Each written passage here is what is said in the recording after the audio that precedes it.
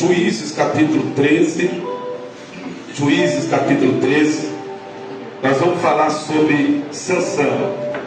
Escute bem. Obrigado. Nós vamos falar sobre Sansão. O tema é: jovem forte é aquele que possui o Espírito Santo.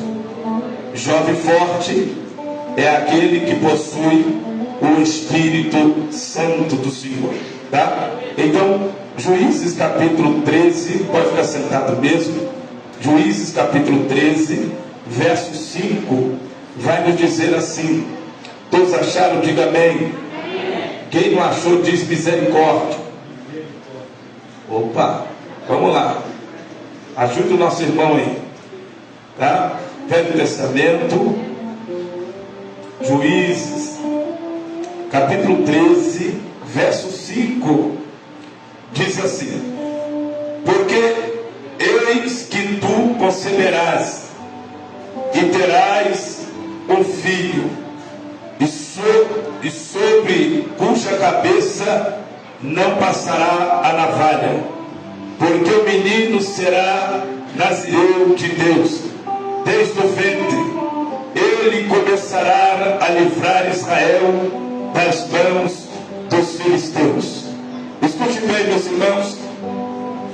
Quando nós olhamos para a Bíblia Sagrada, nós vamos ver que os filisteus sempre foi uma pedra no sapato de Israel. Os filisteus sempre lutou para a destruição de Israel.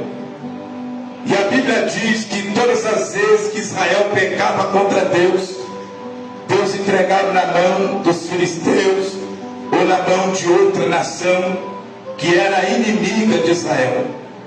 Aí nós olhamos para o capítulo 13 de Juízes, no verso 1, a Bíblia diz: os filhos de Israel tornaram a fazer o que era mal aos olhos do Senhor. Assim o Senhor entregou nas mãos dos filisteus por 40 anos. Então 40 anos Israel estava agora subjugado pela nação dos filisteus, pelo inimigo. Imagine agora uma nação santa, uma nação escolhida, um povo adquirido, prisionado, amarrado, e nós temos que pagar imposto por uma nação inimiga. Mas a Bíblia diz que Deus entregou por causa do pecado. O pecado separa o homem de Deus. A desobediência separa o homem de Deus. O homem tem muito a perder quando ele dá vazão à sua carne. Nós estudamos aqui na parte da manhã que são 3 inimigos que se levantam para impedir o cristão na sua caminhada. O primeiro é o diabo.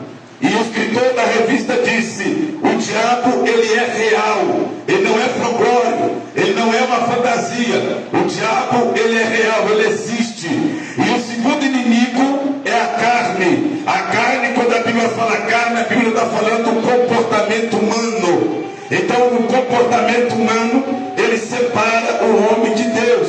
E o terceiro inimigo que a revista está falando é o mundo. Quando a Bíblia fala do mundo, a Bíblia fala da sedução do mundo, dos prazeres do mundo. E isso pode ser um inimigo para nós.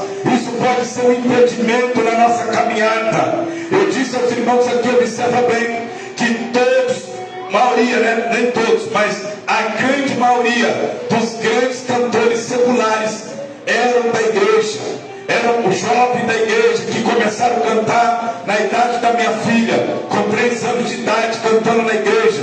E Deus deu voz, Deus deu talento, Deus deu presença de palco. E eles, quando chegaram na determinada idade, foram seduzidos para o mundo. Alguém viu e disse: tu pode ganhar muito dinheiro, mas você no meio gospel, você não vai ganhar dinheiro. Sai do meio gospel e vem para o secular, e aqui tu vai ganhar muito dinheiro. E nós vamos ver que todos que fizeram isso morreram. O que não morreram não estão hoje nas drogas, estão entregues à prostituição.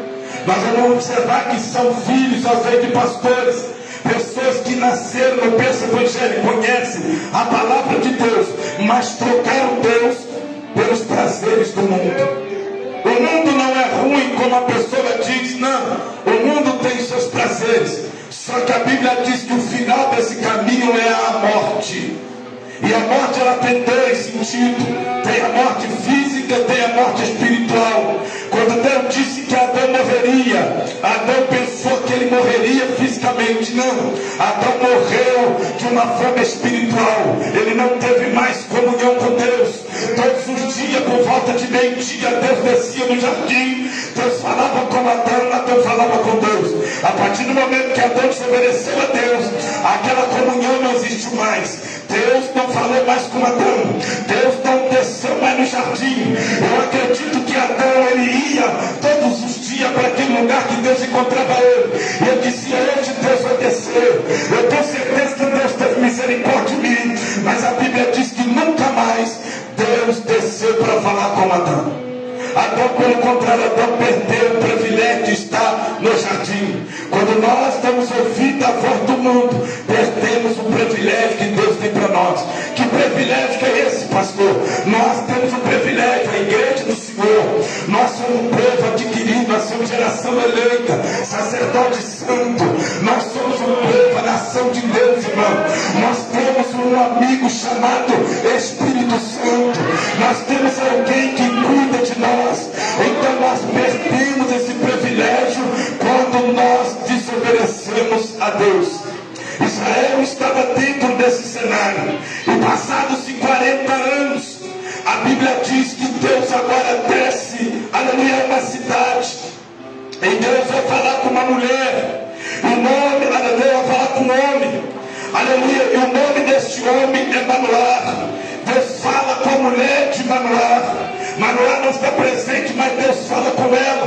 E Deus disse: olha, mulher, tu terás um filho. Aleluia, esse menino será grande, esse menino será poderoso. Eu vou começar, olha, entenda bem, eu vou começar a libertar Israel através deste menino. Deus não disse que ia libertar Israel, Deus disse: eu vou iniciar a libertação através deste menino. Mas Deus vai dizer para a mulher assim: ó, porém esse menino terá segredos, esse menino terá mistérios, esse menino precisa ser cuidado, ensinado, pastoreado, porque esse menino será diferente. Nós temos que entender isso, irmão, que os nossos filhos, eles são diferentes. O apóstolo Paulo diz no capítulo 6 de Romanos que nós recebemos um novo nascimento. Não é da vontade do varão nem da vontade da mulher, mas nós nascemos agora da vontade de Deus. Nós fomos gerados novamente. A palavra gerado significa que Deus, aleluia, nos mudou, nos transformou. Deus mudou a nossa natureza, aquela natureza pecaminosa, caída.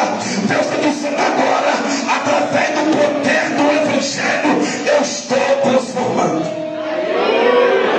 Observa que quando nasce uma criança dentro da igreja, é um desespero para o diabo. Nasce alguém santo, nascido de um santo ventre, é um desespero para Satanás. Mas nós temos que entender que o nosso filho, antes de ser nosso, diz o salmista, ele é de Deus. E tem pais que não se atentam para isso. Ele diz: não, a criança é minha, meu filho é meu tudo. Não é seu, é de Deus. O filho não é seu, é de Deus. E você tem que ter cuidado com essa criança. Você precisa ensinar o Evangelho a essa criança. Você precisa arrastar essa criança para a igreja. Você precisa ensinar a oração do Pai Nosso a essa criança. Você precisa ensinar essa criança a ter reverência na igreja. Você precisa ensinar essa criança a ter temor de Deus. Porque essa criança, ela é diferente.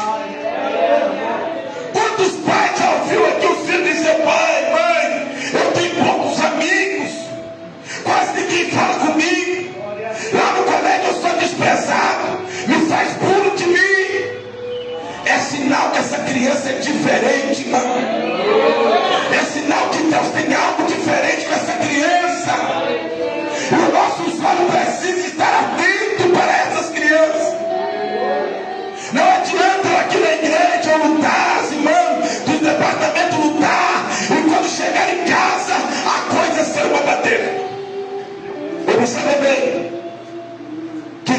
dizer através do anjo, numa teofania, Deus falando com a mulher.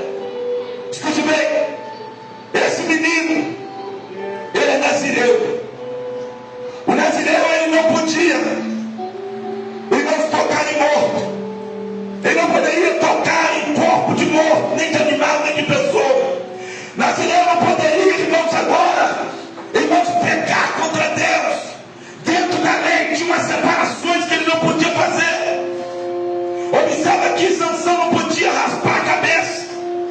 Ele tinha um pacto, ele tinha uma aliança com Deus. E a ordem era: não passa na vara da cabeça desse menino. Não toma vinho, não deixe ele tomar bebida forte. A bebida forte, até hoje, é uma discussão dentro da igreja.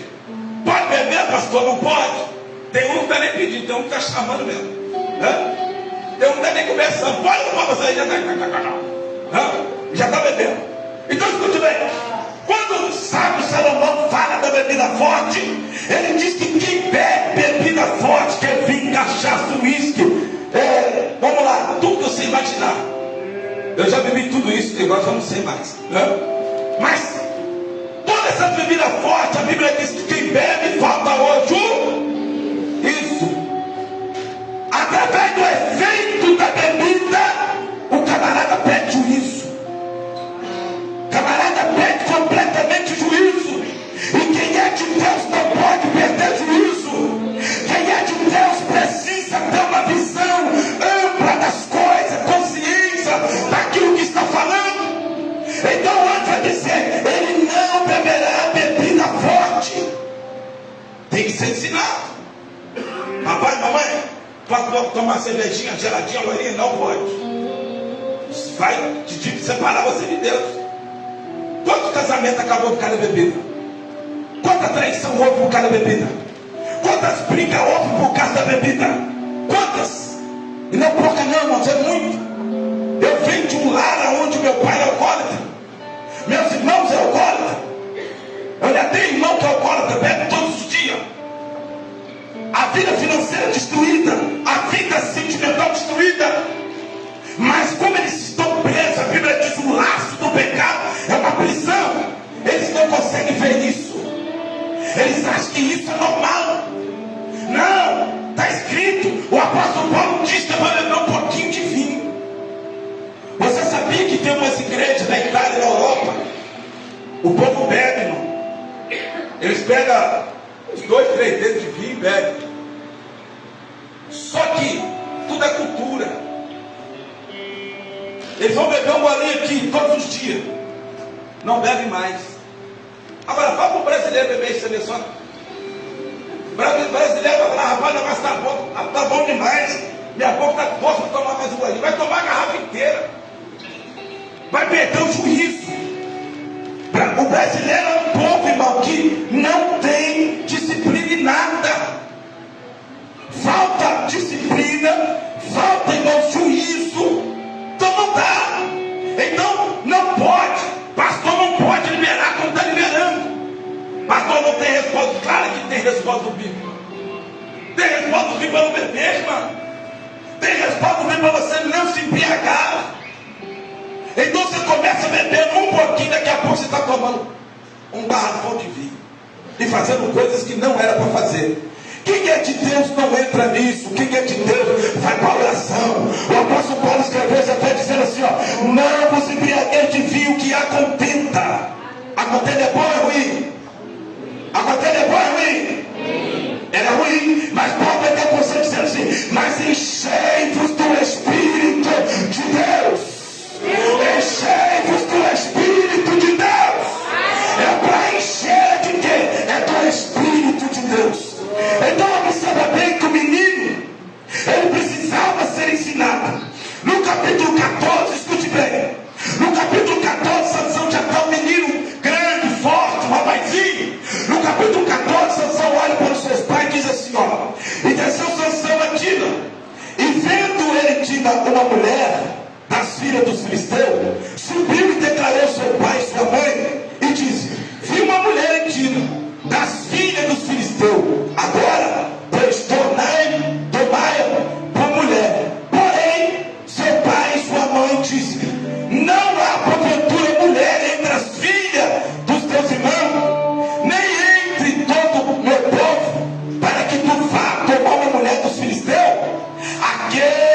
incircunciso.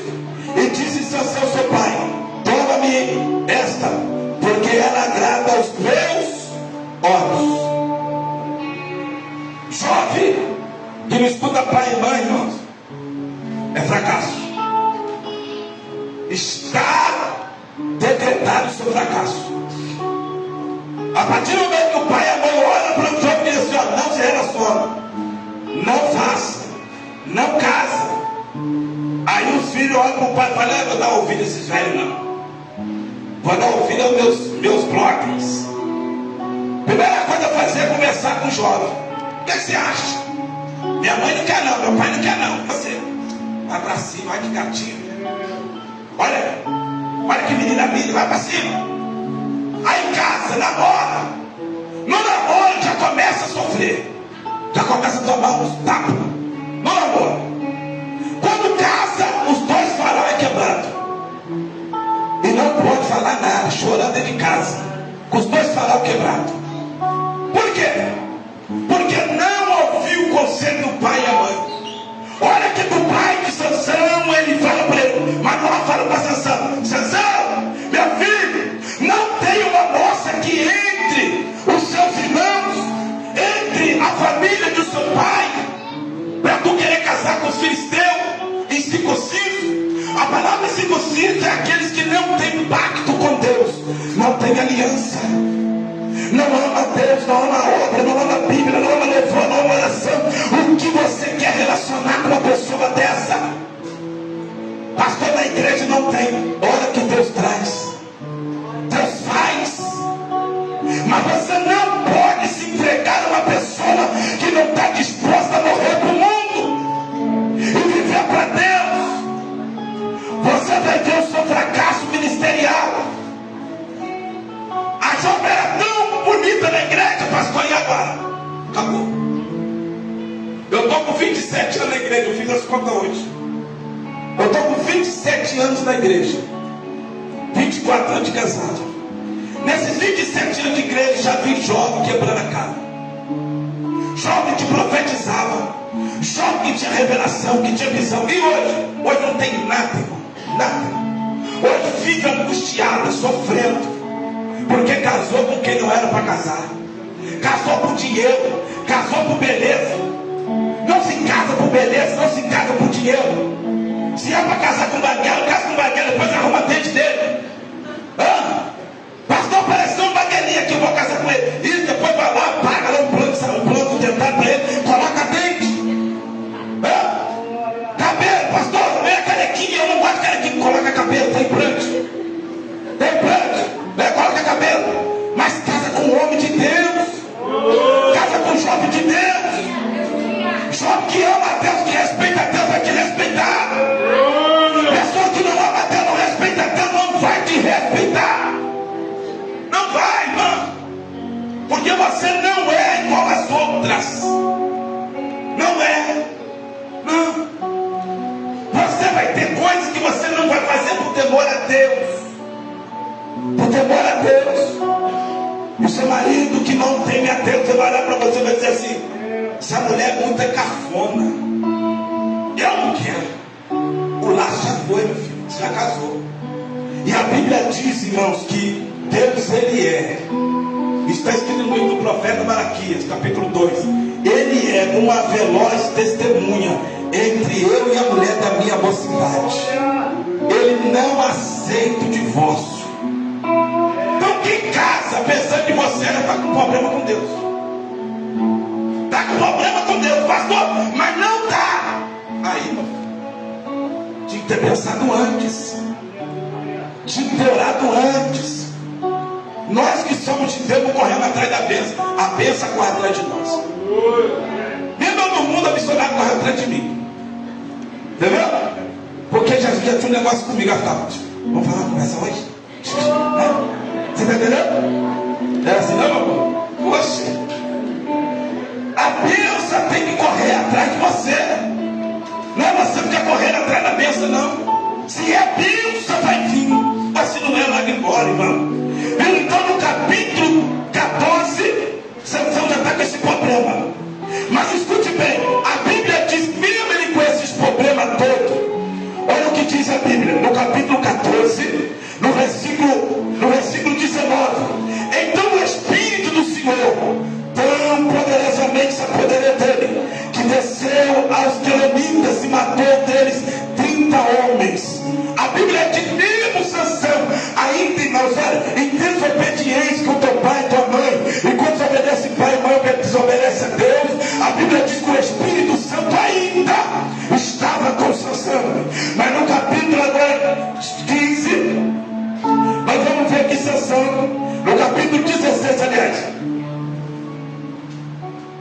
eu achar aqui. No capítulo 16, Sansão, capítulo 15, versículo 6, diz assim: olha, escute isso aqui. E disse, pois, Dalila a Sansão: declara-me, peço-me, que consiste a tua grande força, e com que poderia ser amarrado para poderem derrotar. Sansão agora, ele vai cometer um outro erro. No capítulo 14, ele vai ser, vamos dizer assim, ser enfeitiçado pelos olhos. Com Dalila foi pelo coração. A Bíblia vai dizer, no capítulo 16, escute bem aqui, ó, olha só, verso 1. E foi Sansão até Gaza e viu ali uma mulher prostituta. Ó, e teve relação com ela. E foi dito ao Gazitas: Sansão entrou aqui. Então observa bem, Sansão, como ele já estava desobediente a Deus, ele já estava fora da comunhão com Deus. Sansão agora estava num momento de depravação sexual. Job, quando ele entra por esse caminho, irmãos, é derrota. É derrota. Livro do Provérbio, capítulo 5, a Bíblia diz que a mulher, ela possuída por um espírito de prostituição, ela sai à caça do jovem. Ela prepara a cama e ela se veste e sai à caça.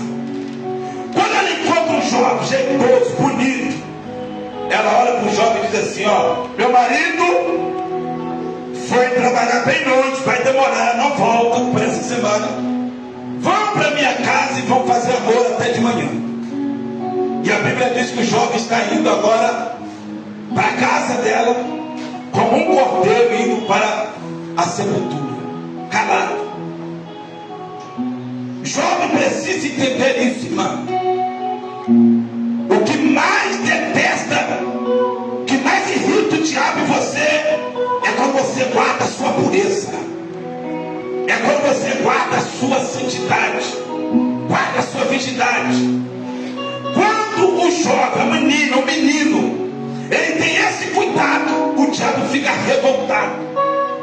Tudo que o diabo quer é desonrar o jovem da igreja, colocar na cara do jovem para toda a igreja ver: ele é um fornicador, ela é uma fornicadora. Desonrar o jovem. E o jovem precisa entender: o que mais atrai você em Deus é quando você obedece às santas escrituras. O seu corpo vai ser para o seu marido, o corpo do menino vai ser para a tua esposa. Pastor, o que eu faço com esse desejo que está dentro de mim? Mata na carne, na oração e no jejum. O jovem de Deus precisa orar, precisa jejuar. Eles não são robô, irmão. Por isso que não é aconselhado o jovem namora muito tempo.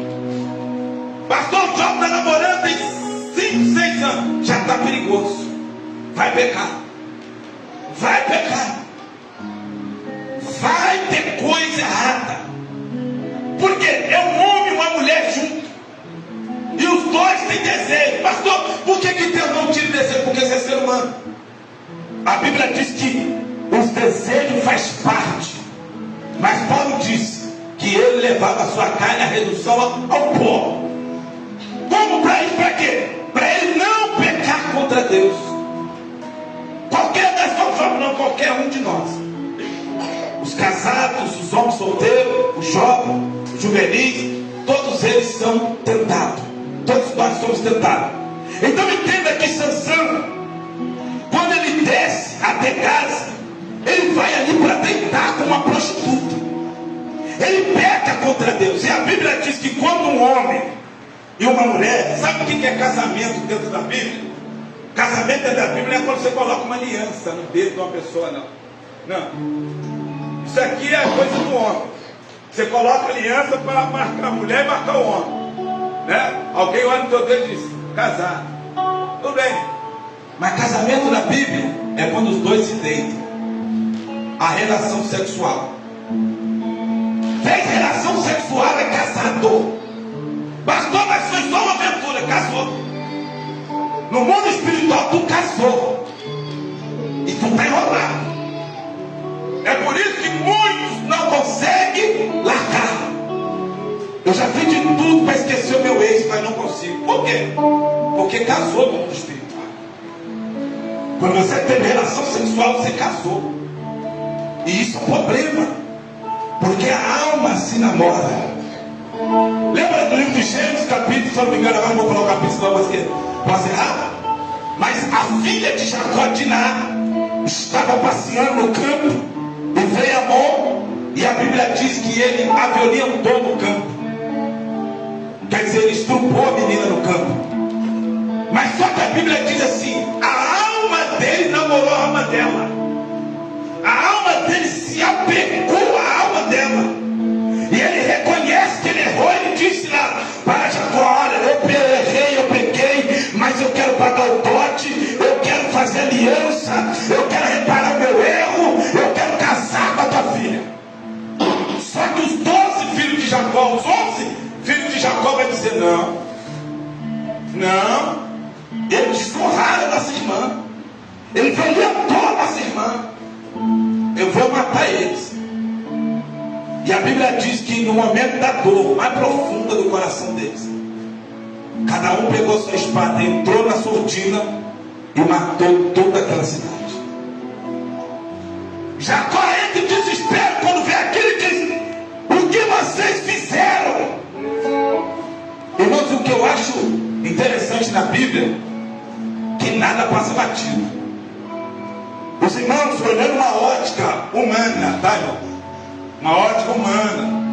Pois se tiver ninguém fazer isso, eles estavam corretos. A irmã dele sofreu. Porém, eles pegaram contra o seu pai, que tinha dito para não fazer, e pegou contra Deus. Quando Jacó está na beirada da morte, Jacó tinha que abençoar os filhos. Gênesis capítulo 48 diante, você vai ver isso. Jacó vai lembrar disso. E eles vão perder a bênção porque cometeram esse crime. E Jacó vai dizer que ele parecia um leão, outro parecia um leopardo feroz, para matar, para destruir. As nossas atitudes, o nosso comportamento vai definir se nós vamos receber bênção ou maldição. E o jovem precisa entender isso, porque o jovem está no momento agora de mudança de comportamento. O jovem hoje ele quer uma coisa, amanhã ele quer outra. Se você que é pai e mãe, você sabe. O jovem ele tem 20 pensamentos no dia só. O pai, eu quero fazer isso, eu quero fazer aquilo ali, ó. Ela é assim: eu quero fazer isso, eu quero fazer. É muita coisa para uma vida só, meu filho. Você só tem uma vida, tá? Pisa no freio. Mas pai, quando eu estou parado, tu reclama. Quando eu estou ativo, tu reclama. Irmão, mas vamos uma coisa de cada vez. Jovem é assim. Então jovem hoje quer uma coisa, mas quer outra, tal. Precisa dos pais para frear e para soltar. Pais que não são presentes na vida dos filhos, eles deixam os filhos, irmãos, agora com um problema sério. O que eu faço? Eu vou, não vou? Faço, não faço? Não, o pai precisa estar presente, acompanhando, porque o diabo está furioso. Os inimigos de Sansão agora estão de olho no Sansão. O que o apóstolo Paulo nos orienta na sua carta, apóstolo Paulo, o apóstolo Pedro, ele nos orienta na sua carta, na sua primeira carta, no capítulo 5, no verso 8. Ele orienta dizendo assim: o vosso adversário anda ao vosso derredor, bramando como fosse um leão, buscando a quem possa tragar. O que ele está dizendo?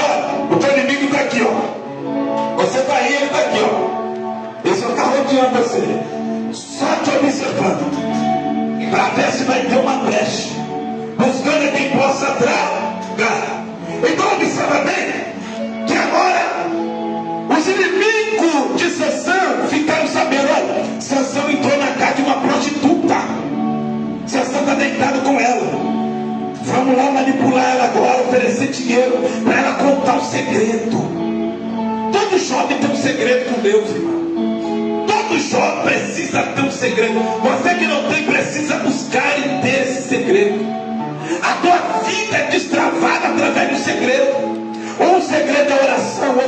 o outro é obediência, o temor, e assim vai. Ele tem uma comunhão com Deus. Qual é o segredo de Sansão? Ser nazireu de Deus. Sansão no capítulo 14, Sansão quase falou. No capítulo 16, Sansão agora vai declarar. Porque o tal amor, Sansão está desviado de Deus. Então Sansão está apaixonado por Dalila. A Bíblia diz que a mulher alheia, escute bem, os machão da casa. A mulher alheia, os lábios dela é mais doce do que o mel. Se você dá um beijo, vai enroscado. Deixou os lábios dela tocar na tua boca, está enrolado. É mais doce do que o mel. Hã? Só não pense, senão a mulher vai te dar uma voadora do lado aí agora. Hã? É mais doce do que o mel, diz a Bíblia. Então, tem que ter cuidado. Quando Sansão perde a Dalila, Sansão fica apaixonado, fica doido. Aí Dalila está falando para ele: Sansão, me revela qual é o seu segredo. Me revela qual é o seu segredo. Por que tu é tão forte assim? Por que tu é invencível? É assim que o inimigo faz para tirar o nosso jovem da igreja. Você é tão feliz, você é tão bonito, você é isso e aquilo, parece que você não tem problema. E começa a arrastar o nosso jovem para as trevas. Qual a área do nosso jovem hoje mais sofre, irmão? Não é só aqui não. A área sentimental. Está faltando um homem de verdade no mundo, irmão. O que está aparecendo hoje não é homem não. Não. Fala isso para minha filha direto. Está aparecendo aí não é homem não. Você observa que não são homens. Está precisando de ser homem. E quando fala homem, é homem com H maiúsculo. Homem com atitude. Homem sério. Homem que quando chega para pedir para namorar na casa dos pais, ele honra o compromisso. Não é esses moleques por aí que quer chegar e namorar sem compromisso. Não, vai namorar para lá aqui não. Os nossos jovens precisam, as nossas jovens são lindas, são bonitas, são de Deus e precisa de um homem de Deus. Precisa casar com pessoas de Deus. Precisa. O que você vai oferecer? Eu ofereço, pastor, o dom do meu amor. Ninguém vive só de amor. Ninguém vive só de amor. Vai chegar a conta de água, vai chegar a conta de luz, vai chegar, o amado vai bater quando for fazer compra, R$1.000, R$1.500 de compra. E o amor? Nada ainda, Pix. E o Pix? Nada ainda. Não é verdade? Nada ainda. E aí? Como é que vai ser isso? Então precisamos entender que namorar tem que ter compromisso. Primeiro compromisso com quem quer namorar jovem da igreja é ter compromisso com Deus. Compromisso com a igreja. Não tem compromisso com a igreja, não tem compromisso com Deus, não namora jovem da igreja. Pastor, mas eu estou apaixonado, então tu é rebelde. Quer apaixonar por alguém que não tem compromisso com Deus e com a igreja? Tu é rebelde, vai sofrer. Deus está te dizendo para não namorar. Irmãos, é só aqui na igreja que acontece isso. Vem cá para mim, vem cá, estou acabando. Vai na macumba, vê se o macumbeiro namora crente. Você já viu isso? Algum macumbeiro disse assim: eu estou apaixonado com um crente lá da igreja do pastor Carlos. Isso não existe, mano. Mas da igreja tem alguém que se apaixona por macumbeiro. Tem alguém que se apaixona por bandido. Camarada vendedor de droga, maconha, cocaína. Camarada da armada de noite. As meninas da igreja. Mas eu estou apaixonado por aqueles olhos azul, pastor. Quer morrer? Quer perder a salvação? Não existe isso. Jovem da igreja namora jovem da igreja. Jovem da igreja se relaciona com jovem da igreja. Pessoas que têm compromisso com Deus. Não namora, não namora pessoas, irmão, que andam com calça riada, caindo. Não namora com essa turma com calcinha apertada. Não, namora com o homem de Deus. Você conversa com ele é Bíblia. Você conversa com ele é oração. Você conversa com ele, o que você quer ser? Eu estou fazendo um curso no Senai, eu estou fazendo um doutorado, eu vou fazer uma faculdade. E não fica só